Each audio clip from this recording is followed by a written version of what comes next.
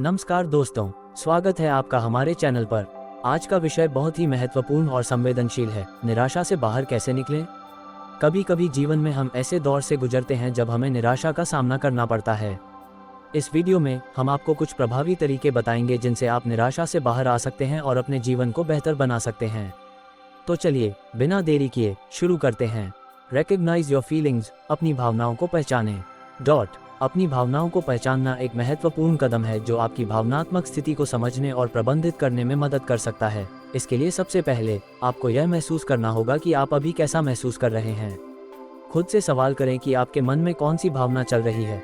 इसके बाद उस भावना को पहचानें और उसका नामकरण करें। क्या आप उदास, चिंतित, उत्साहित, गुस्से में हैं या कुछ और? अपनी भावनाओं को लेबल करने से आपको उन्हें समझने में मदद मिलेगी। शारीरिक संकेतों पर भी ध्यान दें, जैसे कि आपका शरीर तनावपूर्ण है या शांत, या आप थके हुए हैं। ये संकेत आपकी भावनाओं से जुड़े हो सकते हैं। स्रोत को भी विचार करें। क्या कुछ खास घटनाओं या स्थितियों ने आपकी भावनाओं को प्रभावित किया है? अपनी भावनाओं को एक डायरी में लिखना भी मददगार हो सकता है। यह आपकी आंतरिक स्थिति को बाहर लाने का एक तरीका है। अगर जरूरी हो तो आप अपनी भावनाओं के बारे में किसी दोस्त या चिकित्सक से भी बात कर सकते हैं। बातचीत से आपको नई दृष्टिकोण मिल सकता है। आखिरकार, ध्यान केंद्रित करने के अभ्यास जैसे कि माइंडफुलनेस भी आपकी भावनाओं को समझने और स्वीकार करने में मदद कर सकते हैं। यह आपको अपनी भावनाओं को बिना किसी जजमेंट के देखने में मदद करता है। सेट स्मॉल अचीवेबल गोल्स, छोटे और प्राप्त करने योग्य लक्ष्य निर्धारित करें। छोटे और प्राप्त करने योग्य लक्ष्य निर्धारित करना सफलता की ओर एक महत्वपूर्ण कदम है। ये लक्ष्य आपको स्पष्ट दिशा प्रदान करते हैं और आपको अपने बड़े लक्ष्यों की ओर बढ़ने में मदद करते हैं। यहाँ कुछ सुझाव हैं। स्पष्टता, अपने लक्ष्य को स्पष्ट और विशेष बनाएं। उदाहरण के लिए, मैं हर दिन 30 मिनट पढ़ूंगा की बजाय मैं हर हफ्ते एक किताब पढ़ूंगा का लक्ष्य तय करें। मापने योग्य, लक्ष्य को इस तरह से निर्धारित करें कि आप उसकी प्रगति को माप सकें। जैसे, मैं सप्ताह में 3 बार व्यायाम करूंगा। समय सीमा, लक्ष्य के लिए एक विशिष्ट समय सीमा निर्धारित करें।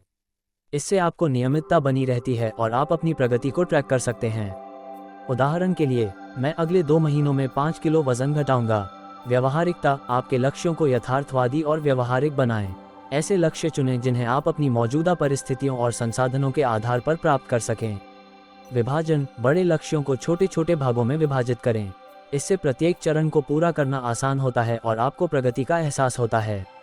प्रेरणा, सुनिश्चित करें कि आपका लक्ष्य आपको प्रेरित करे। अगर आप अपने लक्ष्य के प्रति उत्साहित हैं तो उसे प्राप्त करने की संभावना अधिक होती है। समीक्षा, नियमित रूप से अपने लक्ष्यों की समीक्षा करें और आवश्यकता के अनुसार समायोजन करें। इससे आपको ये समझने में मदद मिलेगी कि आप सही रास्ते पर हैं या नहीं। छोटे और प्राप्त करने योग्य लक्ष्यों को निर्धारित करने से आपको निरंतर प्रगति करने का अवसर मिलता है और आप अपने बड़े लक्ष्यों की ओर धीरे धीरे बढ़ सकते हैं। टॉक टू समवन, किसी से बात करें। किसी से बात करना अक्सर आपकी भावनाओं को समझने और व्यक्त करने में मदद कर सकता है। साथ ही यह भी जरूरी है कि सही व्यक्ति से बात की जाए और सही तरीके से संवाद किया जाए। यहाँ कुछ सुझाव दिए जा रहे हैं जो आपको इस प्रक्रिया में मदद कर सकते हैं। सही व्यक्ति का चयन करें। किसी करीबी दोस्त, परिवार के सदस्य या मानसिक स्वास्थ्य विशेषज्ञ से बात करें जो आपकी बात को समझ सके और आपको सही सलाह दे सके। खुलकर बात करें। अपनी भावनाओं और चिंताओं को स्पष्ट और ईमानदारी से व्यक्त करें। संकोच करने या झिझकने की आवश्यकता नहीं है। सुनने का ध्यान रखें। बात करते समय दूसरों की भी सुनें। बातचीत एक दो तरफा प्रक्रिया है और दूसरों की बात सुनने से आपको बेहतर समझ मिल सकती है। समय और स्थान का ध्यान रखें। बात करने के लिए एक उपयुक्त समय और स्थान का चयन करें जहां आप आरामदायक महसूस कर सकें और बिना किसी व्यवधान के बातचीत हो सके। संवेदनशीलता बनाए रखें। अपनी बात को इस तरह से प्रस्तुत करें कि वह दूसरे व्यक्ति को आहत या दबाव महसूस न कराए। संयम और संवेदनशीलता से पेश आना महत्वपूर्ण है। सुनने और समझने की कोशिश करें। जब आप किसी से बात करें तो केवल अपनी ही बातें न करें, बल्कि दूसरे की भावनाओं और दृष्टिकोण को भी समझने की कोशिश करें। समाधान की ओर ध्यान दें। अगर आप किसी समस्या के बारे में बात कर रहे हैं तो समाधान की दिशा में भी विचार करें। समस्याओं पर चर्चा करते समय संभावित समाधान या सुझाव पर भी ध्यान दें।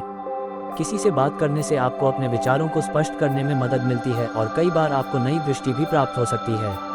इससे तनाव कम हो सकता है और आप अपने विचारों को संगठित कर सकते हैं। प्रैक्टिस सेल्फ केयर, स्व देखभाल का अभ्यास करें। स्व देखभाल का अभ्यास आपकी भलाई और मानसिक स्वास्थ्य के लिए अत्यंत महत्वपूर्ण है। इसका मतलब है कि आप अपनी शारीरिक, मानसिक और भावनात्मक ज़रूरतों का ख्याल रखें और खुद को प्राथमिकता दें। स्व देखभाल की शुरुआत सही तरीके से खाने और नियमित रूप से व्यायाम करने से होती है। एक संतुलित आहार जिसमें फल, सब्जियां और संपूर्ण अनाज शामिल हों, आपके शरीर को सही पोषण प्रदान करता है। इसके साथ ही शारीरिक गतिविधि जैसे योग, चलना या कोई भी पसंदीदा व्यायाम आपकी ऊर्जा को बनाए रखता है और आपको मानसिक शांति भी देता है। पर्याप्त नींद भी स्व देखभाल का एक अहम हिस्सा है। जब आप पूरी नींद लेते हैं तो आपका शरीर और दिमाग सही से आराम कर पाते हैं, जिससे आप दिन भर ताजगी और स्फूर्ति महसूस करते हैं। मानसिक और भावनात्मक स्वास्थ्य के लिए ध्यान और प्राणायाम जैसी विधियां बेहद लाभकारी हो सकती हैं। ये तकनीकें आपके मन को शांत करती हैं और तनाव को कम करती हैं। अपने आप को स्वीकारना और अपनी कमजोरियों और क्षमताओं को समझना भी महत्वपूर्ण है। इससे आत्म संवेदनशीलता और आत्मसम्मान में वृद्धि होती है। रचनात्मक गतिविधियां जैसे चित्रकला, लेखन या संगीत भी आत्म देखभाल का एक महत्वपूर्ण हिस्सा हो सकती हैं। ये गतिविधियां आपके मन को प्रसन्न करती हैं और आपको आनंदित करती हैं। सामाजिक संबंध भी स्व देखभाल में महत्वपूर्ण भूमिका निभाते हैं। अपने दोस्तों और परिवार के साथ समय बिताना, उनसे बातचीत करना और सामाजिक समर्थन प्राप्त करना आपके मानसिक स्वास्थ्य को सकारात्मक रूप से प्रभावित कर सकता है। स्व देखभाल में अपने लिए व्यक्तिगत समय निकालना भी आवश्यक है। अपने शौक या पसंदीदा गतिविधियों में भाग लेकर और काम के दबाव से दूर रहकर आप अपनी मानसिक स्थिति को बेहतर बना सकते हैं। नकारात्मक विचारों से निपटना भी स्व देखभाल का हिस्सा है। इन्हें पहचानकर और सकारात्मक सोच को अपनाकर आप अपने मानसिक स्वास्थ्य को सशक्त कर सकते हैं। स्व देखभाल एक निरंतर प्रक्रिया है जिसमें आत्म समझ, समय और प्रयास की आवश्यकता होती है। जब आप नियमित रूप से अपनी देखभाल करते हैं तो यह आपके शारीरिक, मानसिक और भावनात्मक स्वास्थ्य को बेहतर बनाने में मदद करता है। एंगेज इन पॉजिटिव एक्टिविटीज, सकारात्मक गतिविधियों में भाग लें। सकारात्मक गतिविधियों में भाग लेना आपके मानसिक और भावनात्मक स्वास्थ्य को सुधारने में महत्वपूर्ण भूमिका निभा सकता है। ये गतिविधियां आपको खुशी और संतोष प्रदान करती हैं और जीवन में एक सकारात्मक दृष्टिकोण बनाए रखने में मदद करती हैं। सकारात्मक गतिविधियों में शामिल होने से आपके मन और आत्मा को ताजगी मिलती है। इनमें आप अपनी पसंदीदा चीज़ों में शामिल हो सकते हैं, जैसे कि कला और शिल्प, जैसे चित्रकला या कागज़ के काम। इन गतिविधियों से आप अपनी रचनात्मकता को व्यक्त कर सकते हैं और खुद को मानसिक रूप से ताजगी महसूस करवा सकते हैं। शारीरिक गतिविधियां जैसे कि खेलना, योग या दौड़ना न केवल आपके शरीर को फिट रखते हैं बल्कि मानसिक रूप से भी आपको तरोताजा करते हैं। ये गतिविधियां एंडोर्फिन, जिसे खुशी का हार्मोन कहा जाता है, के स्तर को बढ़ाती हैं और तनाव को कम करती हैं। स्वयंसेवी कार्य भी सकारात्मक गतिविधियों में शामिल हो सकता है। दूसरों की मदद करना, चाहे वह आपके स्थानीय समुदाय में हो या किसी अन्य संगठन के माध्यम से, आपको मानसिक संतोष और सामाजिक संबंधों में गहराई प्रदान करता है। प्राकृतिक वातावरण में समय बिताना भी एक सकारात्मक गतिविधि हो सकती है। ताजे हवा में चलना, हरे भरे स्थानों में समय बिताना या प्रकृति की सुंदरता का आनंद लेना आपके मन को शांति और संतुलन प्रदान करता है। सामाजिक गतिविधियों में शामिल होना भी महत्वपूर्ण है। दोस्तों और परिवार के साथ समय बिताना, सामाजिक आयोजनों में भाग लेना या किसी क्लब या समूह का हिस्सा बनना आपको भावनात्मक समर्थन और खुशी का एहसास कराता है। इन सभी सकारात्मक गतिविधियों में भाग लेकर आप न केवल अपने मानसिक और भावनात्मक स्वास्थ्य को सुधार सकते हैं बल्कि जीवन को अधिक आनंदमय और संतुलित भी बना सकते हैं। यह आपको जीवन के प्रति एक सकारात्मक दृष्टिकोण बनाए रखने में मदद करता है और आपकी समग्र भलाई को बढ़ावा देता है।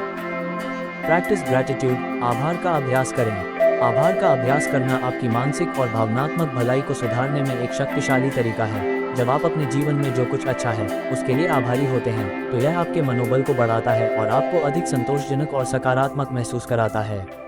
यहाँ कुछ तरीके हैं जिनसे आप आभार का अभ्यास कर सकते हैं। रोजाना आभार व्यक्त करें। हर दिन कुछ समय निकालकर अपने जीवन में उन चीज़ों को सोचें जिनके लिए आप आभारी हैं। ये कुछ सरल बातें हो सकती हैं, जैसे कि एक अच्छा भोजन, एक दोस्त की मदद या एक सुखद अनुभव। आभार पत्र लिखें। आप उन लोगों को आभार पत्र लिख सकते हैं जिन्होंने आपके जीवन में सकारात्मक प्रभाव डाला है। ये पत्र न केवल आपके भावनाओं को व्यक्त करता है बल्कि पत्र लिखने की प्रक्रिया भी आपके मन को शांत करती है और सकारात्मकता बढ़ाती है। आभार डायरी बनाएं। एक आभार डायरी रख सकते हैं जिसमें आप हर दिन उन चीज़ों को लिखें जिनके लिए आप आभारी हैं। ये डायरी आपके लिए एक सकारात्मक दृष्टिकोण बनाए रखने में सहायक हो सकती है और जब भी आप तनावग्रस्त महसूस करें, इसे पढ़कर आप आत्मसंतोष प्राप्त कर सकते हैं। ध्यान और प्रार्थना में आभार शामिल करें। जब आप ध्यान या प्रार्थना करते हैं तो उसमें आभार व्यक्त करने का समय निकालें। यह आपके मन को शांति प्रदान करता है और आपको जीवन की इच्छाओं पर ध्यान केंद्रित करने में मदद करता है। दूसरों को आभार व्यक्त करें। आपके आसपास के लोग, चाहे वे आपके परिवार के सदस्य हों, दोस्त हों या सहकर्मी हों, उनके प्रति आभार व्यक्त करें। धन्यवाद कहना, उनकी मदद की सराहना करना और उन्हें बताना कि आप उनकी कितनी कद्र करते हैं, सभी आभार के अच्छे उदाहरण हैं। छोटी छोटी खुशियों पर ध्यान दें। अपने दिन की छोटी छोटी खुशियों पर ध्यान दें। यह एक सुंदर सूरज की किरण, एक ताज़ा कप चाय या एक अच्छी किताब हो सकती है। इन छोटे छोटे चीज़ों के लिए आभार व्यक्त करना आपकी खुशी को बढ़ा सकता है। स्व आभार, अपने आप को आभार व्यक्त करना भी महत्वपूर्ण है। खुद की तारीफ करना, अपने प्रयासों की सराहना करना और अपनी सफलताओं को मान्यता देना आपकी आत्म संवेदनशीलता को बढ़ाता है। आभार का अभ्यास आपके मानसिक स्वास्थ्य को सशक्त कर सकता है, तनाव को कम कर सकता है। सीख प्रोफेशनल हेल्प, प्रोफेशनल मदद लें। प्रोफेशनल मदद लेना आपके मानसिक और भावनात्मक स्वास्थ्य को बेहतर बनाने के लिए एक महत्वपूर्ण कदम हो सकता है।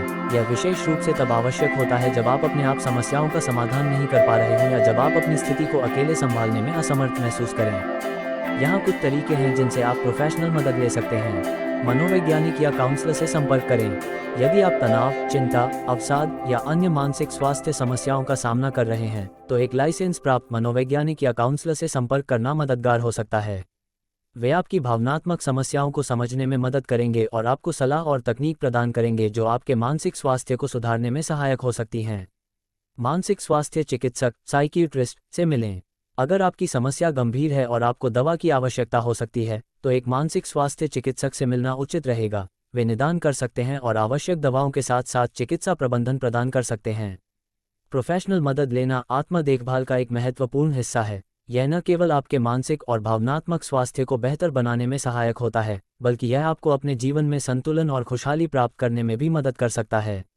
निराशा से बाहर निकलना एक यात्रा है जो समय और धैर्य की मांग करती है। सकारात्मक दृष्टिकोण, स्व देखभाल और उचित सहायता से आप इस कठिन दौर को पार कर सकते हैं। अगर आपको यह वीडियो पसंद आया हो तो कृपया लाइक और सब्सक्राइब जरूर करें। आपके प्रश्न और सुझाव कमेंट बॉक्स में साझा करें। धन्यवाद और अगले वीडियो में मिलते हैं।